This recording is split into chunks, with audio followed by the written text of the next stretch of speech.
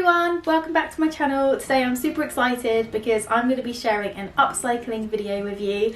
I absolutely love upcycling and I'm going to be showing you how to turn some old t-shirts into a brand new item of clothing, and it is a really simple, easy, beginner friendly project. I'm going to be turning these t-shirts into a really cute patchwork dress. I'm seeing patchwork garments all over Pinterest at the moment and Instagram, and I'm absolutely loving that look of kind of upcycled, renewed fashion. And I feel like this is the time of year, January, February is always a good time for reflections and upcycling and modifications and just turning old things into new things. I've got these old t-shirts here that I don't wear anymore and I'm going to turn them into a dress. Before I get started though, if you are new to my channel, make sure to subscribe, give this video a thumbs up. My goal is to reach 100k by the end of this year, so I'd really love it if you could help with that journey. And yeah, let's get straight on into it. Sewing 101.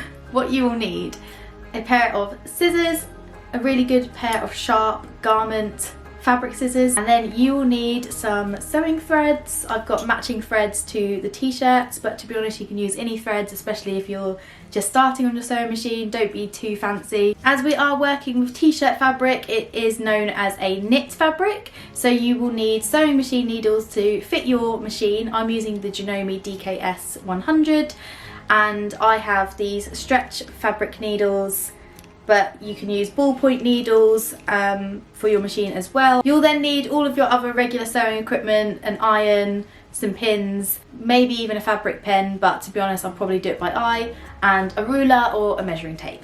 Here is a little diagram of what we're going to be doing. So I might not even add the pockets. I was originally going to work with an old shirt that I had, but I've decided to do it all with t-shirts instead. And you can see here this little breakdown of what I'm going to do. So I'm going to take one t-shirt, cut it at the just under the bust.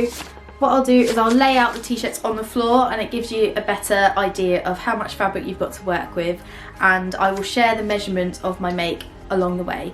I am a size UK 10/12, so it kind of gives you an idea of the size that I'm making and the measurements that I'm using, but you will obviously need to adapt that for yourself depending on the t-shirts and your size. So for this process you lay out each t-shirt on the floor, see how much fabric you have. I actually tried it on, jokes, and then marked a pin where my bust was, well just underneath my bust, and used a fabric pen to measure out where I needed to cut. You want to measure from your underarm, make sure it's the same length each side so that you're cutting a straight line straight across. Then once I had that rectangle of fabric, I opened it up and cut away the seam of the t-shirt so that I was left with 2 panels of fabric. You want to repeat this process on both of the other t-shirts so that you're left with rectangles of fabric to work with. Once you have your rectangles of fabric, I then use that base of the other t-shirt to cut out the rectangles from the other t-shirt. I really just did this by eye and used that as a guide to know how long I wanted my panels to be. And then I did it with the burgundy t-shirt, and then I soon realised that the burgundy t-shirt kind of went in at the waist. It wasn't more of a square shape, so I had to narrow the length of this one a little bit and just cut it a little bit shorter. But this then made the basic length, if you like, or the height rather, of the bottom tier of my my t-shirt dress. So I kind of just used the fabrics that I had and went with that in terms of how I cut them to make the structure for the 2 different panels of fabric. And to create the patchwork of panels, I then just pinned together the different rectangles to create the loops of fabric that I needed. Done this little sketch of the rough finish measurements because it's hard to start the project knowing roughly how much you're going to have, because obviously every t-shirt is different and everyone's sizes is different. So this is the rough measurements I'm making based on my size 10/12 and using 3 different t-shirts. I've managed to make one rectangle. The first tier for the dress is going to be, well, measures 140 by around 25-26 centimeters, and then the bottom tier is substantially longer, so that's 250 by 18/20 centimeters. So yeah, so what happens is we have our t-shirt, which I've cut at the bust here. You can sort of see that you cut under the bust, and then that first tier, that first rectangle, all the panels are sewn together to create one loop, and then you put a gather stitch in the top, or a couple of gather stitches in the top of that rectangle, and you gather them together to sew them to the top. So just to show you guys as well before I head to the sewing machine, this is the first rectangle, and it's essentially just 3 pieces pinned together at the sides to create those seams, and you want to pin them right sides together, and I've just kept the seam finish on the end of this here. Because it is a knit fabric, you don't actually have to finish it anyway. I've just kept it on. I'll probably cut it off later, but you know, it's fine. So yeah, we sew together 1, 2 and 3, and that creates a loop for the first tier of your dress. So yeah, so you attach that tier to there. So we're creating a kind of smock shaped dress. So we're at the sewing machine, and as you saw, those panels are pinned together. So I'm going to start by sewing those side seams of the smaller panels together. And to do this, I'm going to thread my sewing machine with the peach thread. So before I go ahead and start sewing, the machine is all set up, I've changed my needle, and I want to let you guys know that when you're working with knit fabrics, you can sew on a normal home sewing machine, but with knit fabrics, because you don't have to finish the seams where the fabric doesn't fray, you can actually just use a zigzag stitch on your regular sewing machine, and that allows for that fabric to stretch. So I like to set it on zigzag and then put my zigzag length to 2, and then put my zigzag width to 2, and then my stitch length to either 2.5 or 3. But I'm going to do 2.5 and see what it looks like, and then if it's too narrow of a stitch, I can always extend it.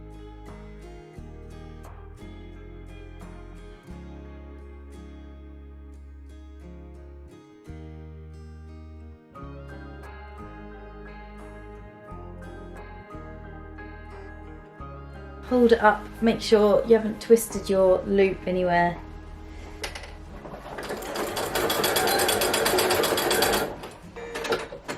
So there is our big loop of fabric.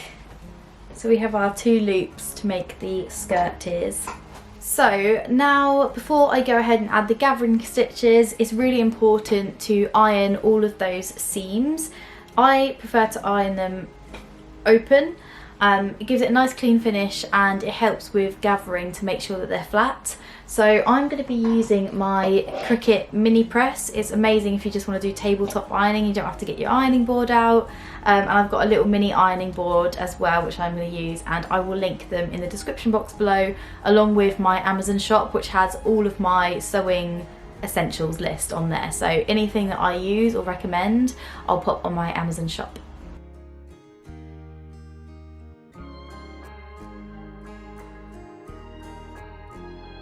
Time to add the gathering stitches, and the way to do this is setting your machine on a straight stitch and the stitch length to a longer length. So I've set mine to 4.5. Anything between 4 and 5 is absolutely fine, and I'm going to show you on this top. So I'm actually going to do it as if there was a front and a back, and I'm going to do 2 different lines of stitches. I'm just going to pop a pin where my side seams are going to go on my top. I like to do my first one. Oh, actually, saying that, first of all, bring your bobbin thread up from the machine. Make sure that both threads are out of the machine. If you don't have an automatic thread cutter, then you won't know what that is, but when you have an automatic thread cutter, the bobbin thread stays like underneath. So you need to make sure both your threads are out and there's enough like excess on them, because you're going to use those for the gathering. So I'm going to do 2 rows of gathering stitches. My seam allowance is a centimetre, but I just do them anywhere because I'm a rebel, but you can do them sort of just outside and just inside where your seam is going to be.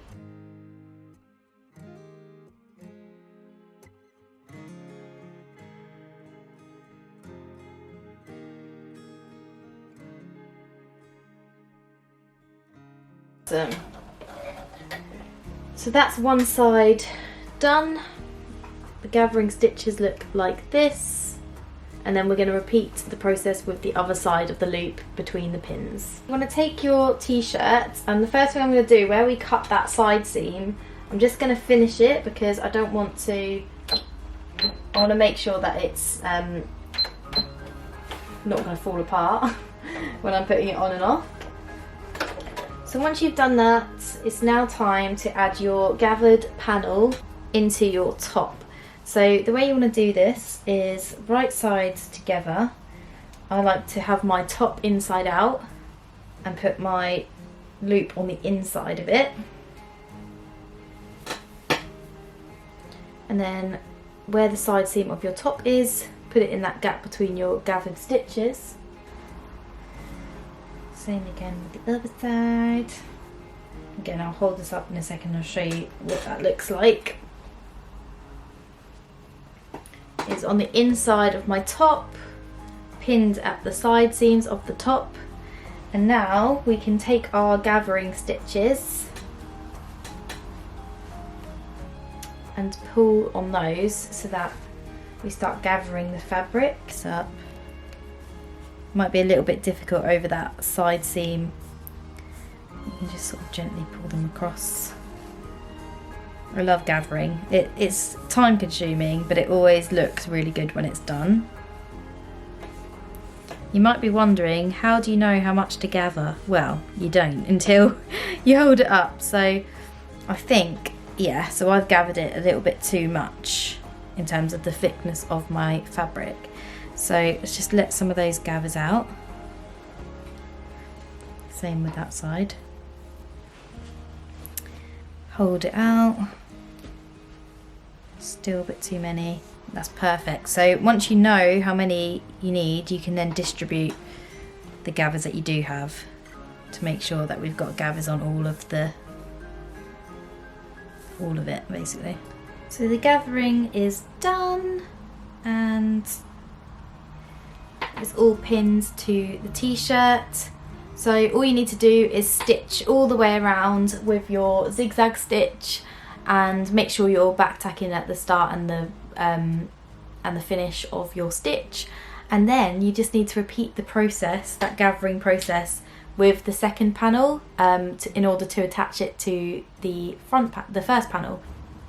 So that is sewn in, and now it is time to sew the bottom panel in, and I've just sectioned it up into four different pieces, 4 different quarters, and then I've halved and then halved again the base, so 1, 2, 3, 4.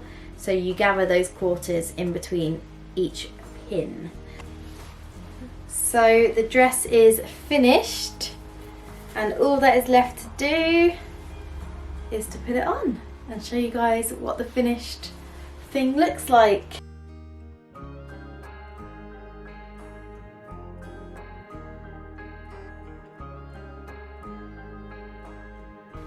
And there we have it, you guys. I hope you enjoyed seeing this little upcycled t-shirt come together to create this really cute t-shirt dress.